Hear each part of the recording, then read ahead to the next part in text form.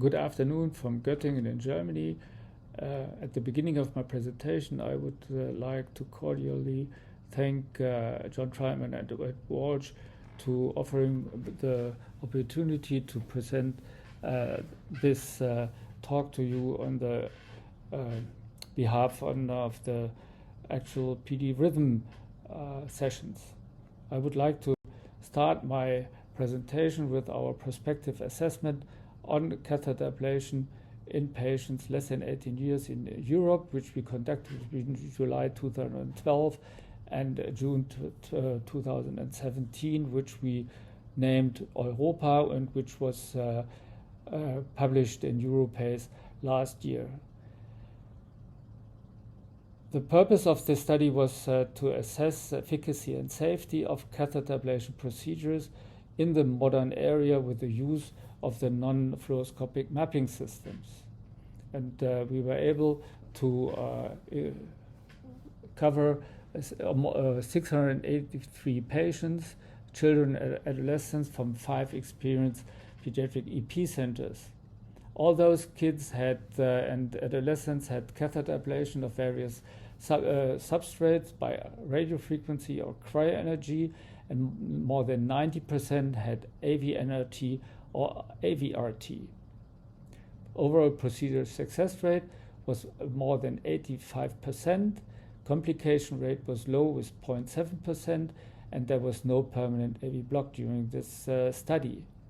Almost all of those patients, as given by the study protocol, completed a 1-year follow-up, and after this time there was an overall tachycardia recurrence rate of 7.8%, and those who had VT ablation had a significantly higher VT recurrence rate.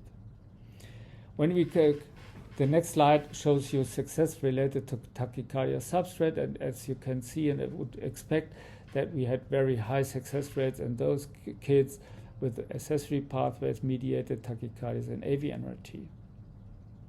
When we focus our attention on the AP location and the success in this prospective study, you can see that almost 30% of those patients had an accessory pathway located in the left lateral space with a very high success rate.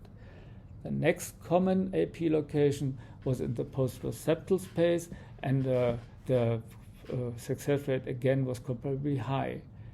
But there was only also a small portion of patients, a total of 4 patients, who had a accessory pathway within the proximal coronary sinus, and this low number of patients, there was a significantly lower success rate.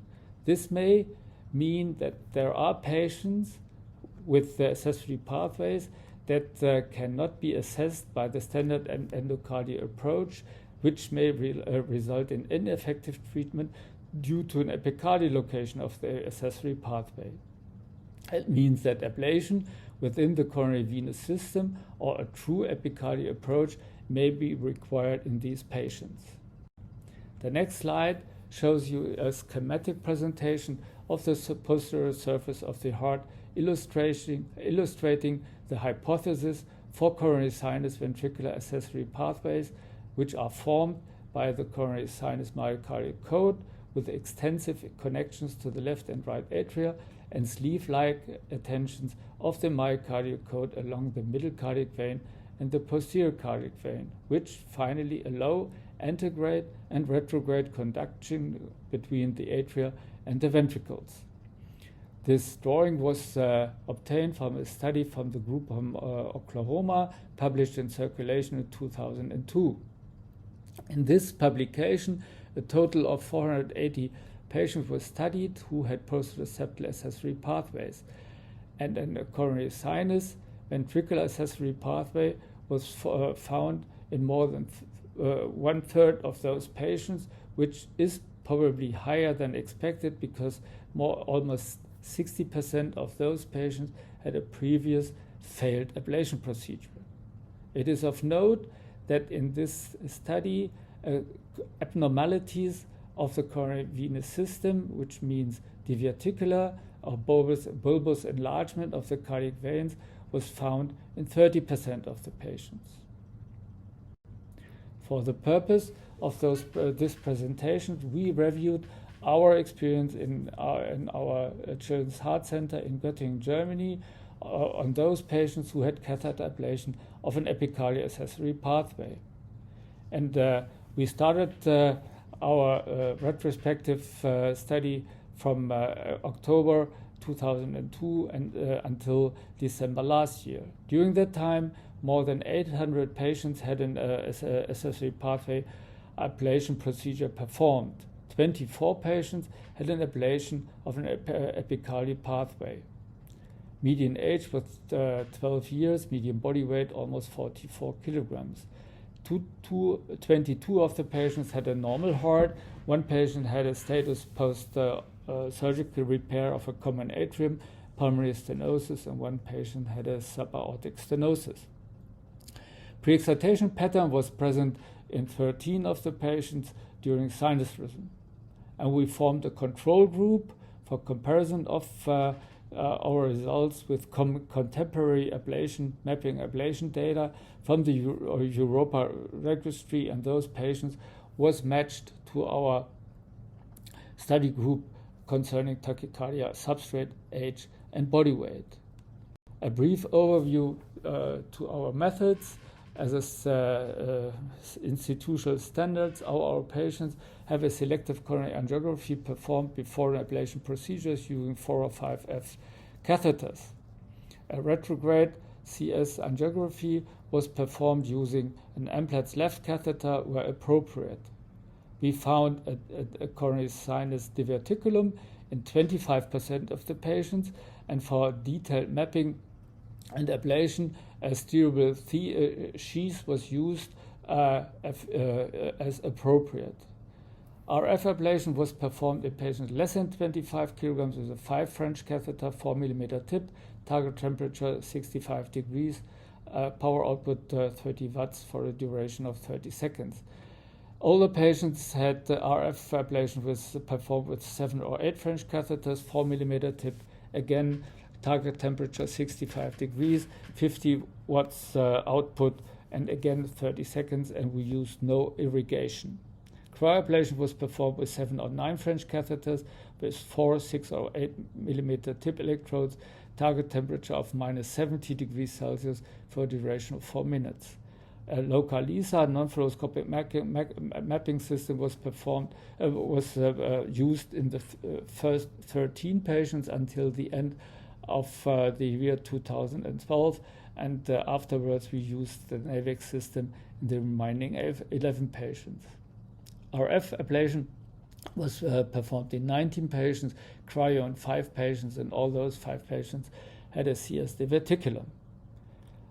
Within the next slides, I will show you our approach for mapping ablation of those epicardial pathways. The first example is a 10-year-old boy with WPW syndrome. You see the surface electrocardiogram during sinus rhythm with deep negative delta waves in the inferior leads, especially in lead 2, which may be already an indicative for an accessory pathway located in the coronary venous system. The next slide shows you the selective left coronary angiography of the left coronary artery, and what you can nicely see during the venous phase, we get opacification of a large coronary sinus diverticulum. On the right panel, you see the retrograde CS angiography with a left Amplatz catheter, and you see the nice delineation of the individual anatomy with a wide neck of this diverticulum draining into the coronary sinus. The next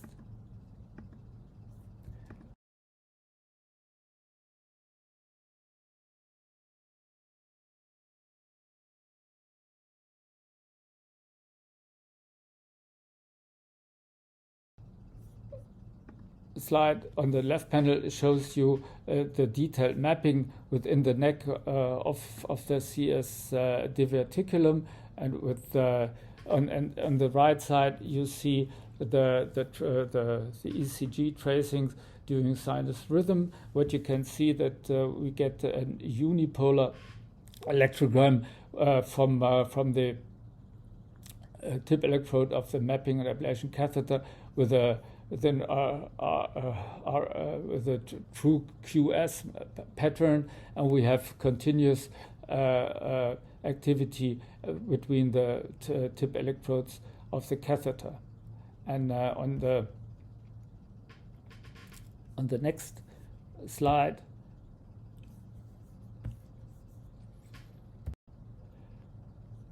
you see RF application on the left side with almost immediate loss of pre-excitation, with the start of RF energy separation of the atrial and ventricular electrocardiograms with loss of pre-excitation. On the right side, you see the coronary angiography of the left coronary artery after RF ablation with unobstructed flow from the diverticulum into the coronary sinus. The next example shows you a combined superior and inferior approach in a 9-year-old boy with a body weight of 90 kilograms. You see that we introduced the left Amplatz catheter from the right internal jugular vein into the coronary sinus, and we introduced a cryo-mapping ablation catheter with the support of a long sheath into the neck of a CS diverticulum. And on the left side you see the RAO view, and on the left, the right pattern, you see the LAO view. The next slide again shows you a QS pattern of the unipolar electrocardiogram with nice electrograms from the tip of the ablation mapping ablation catheter. On the right side, you see the signals during cryoablation with loss of pre-excitation and separation of the A and V signals. The next patient I would like to present to you was a 16-year-old boy with a body weight of 65 kilograms who had combined endo and epicardial mapping of the left posterior epicardial accessory pathway. From a previous study, we already knew that there was a very, very close relationship between the pathway, the location of intended ablation, and the left circumflex coronary artery. So we performed subcutaneous puncture of percutaneous puncture of the pericardial space and introduced a guide wire here in the RAO and here in the LAO view. And the next slide already shows you the left coronary angiography again with a mapping ablation catheter introduced into the mid-coronary sinus, and you see the close proximity of the left circumflex coronary artery and the tip of the mapping ablation catheter at the intended space for energy delivery. And on the right panel you see again the very close proximity of the catheter, ablation catheter. In the background you already see the long sheath introduced into the pericardial space. The next slide shows you now the true epicardial mapping, and the mapping catheter again is introduced through the long sheath into the pericardial space, and we after contrast injection into the left coronary artery, you see a very close proximity of the intended ablation spot to the left circumflex coronary artery, and on the right panel again you see the LAO view. So finally we decided to refrain from catheter ablation in this spot, and here on the next slide you see the summary of our findings. you see on the left side the endocardial, the distance to the between the tip of the ablation catheter and the left coronary artery, which was less than 2 millimeters by the endocardial approach within the coronary venous system, and by the true epicardial approach, it was less than 5 millimeters. The next example I would like to show you is mapping an ablation, intended ablation of an post-receptor accessory pathway of a 2.5-year-old girl with suffering from a PJRT. And here again on the left panel, you see in the RA view, you see the close relationship between the right the posterolateral branch of the right coronary artery and the intended ablation spot. And the left side. On the next slide, you see the location of the epicardial accessory pathways in our study group and the success rates. The most common location was at the proximal coronary sinus, followed by a location in the middle cardiac vein, and then in the mid coronary sinus, distal coronary sinus, and in the great cardiac vein. As I've already shown you, we restrained from catheter ablation in 2 patients due to the high risk of coronary artery damage. So in those patients who had catheter ablation, we were successful. We were successful in 20 out of 22 patients, which is means we had a success rate of 91%. We had a true failure in 2 patients. In one, we lost access to the coronary sinus or to the coronary venous system by not intended, but afterwards we were not able to reintroduce the catheter again in the coronary venous system, and afterwards the parents did not want to have a repeat procedure performed. The other patient had a true failure with a mid coronary sinus accessory pathway, which could not be ablated with radiofrequency current ablation.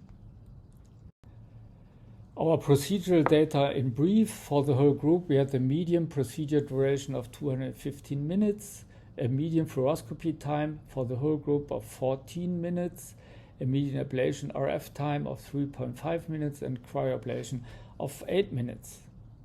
In contrast to this, the control patients, 50 patients from the Europa registry, had a median RF ablation time of 2.7 minutes, which is significantly lower, but comparable, and we had no cryoablation in this group. For the localizer group, we had a median procedure duration of 263 minutes and fluoroscopy of 26 minutes, this incorporates all those 6 patients who had a coronary sinus diverticulum. In the NAVEX group, we had significantly shorter procedure duration of 194 minutes. Fluoroscopy was again significantly reduced to 1.5 minutes compared to the localizer group. The controls had a median procedure duration of 134 minutes. Again, it was less demanding, and fluoroscopy was comparable with 2.8 minutes.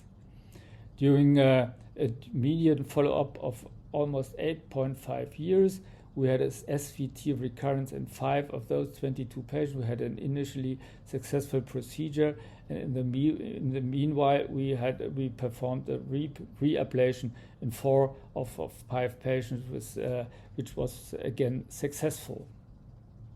There's one final patient I have to demonstrate you. This is a 3-year-old boy, 60 kilograms, who was suffering from a PJRT and tachycardia associated cardiomyopathy. On the left side, you see the angiography of the right coronary artery before catheter ablation. In the middle panel, you see that after 30 minutes after the ablation, there was a significant narrowing of the posterolateral branch of the right coronary artery, which persisted also on re-angiography after 3 days. And this patient had a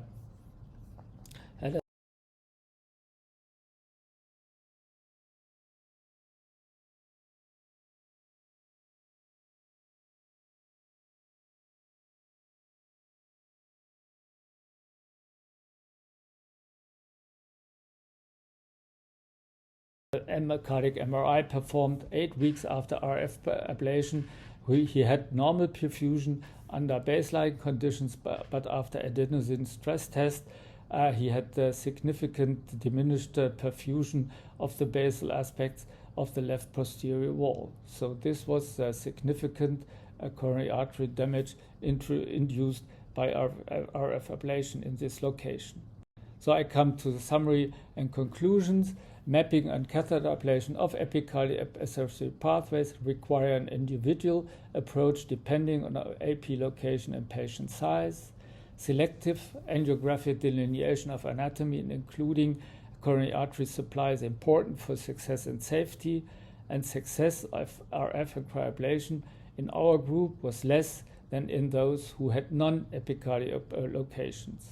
And finally, catheter ablation of epicardial pathways is associated with a substantial risk of coronary artery damage. Thank you very much for your attention.